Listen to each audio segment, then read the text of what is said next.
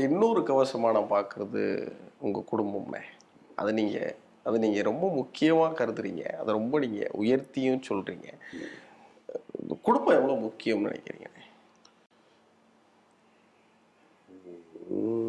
மனித உருவத்திற்கு கண் எவ்வளோ முக்கியம்னு நினைக்கிறீங்க? ம்.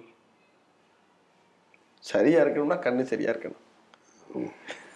இந்த உலகத்தை பார்க்கணும்னா எல்லாமே, இது கேமரா, இது ஆகாயம், இது கடல், இது இது பூமி, இது புல், இது ரோஜா, அது இது எல்லாமே காது கேட்குது, சொல்கிறாங்க, வாசனையில் நுகர முடியுது, சத்தத்தில் உணர முடியுது.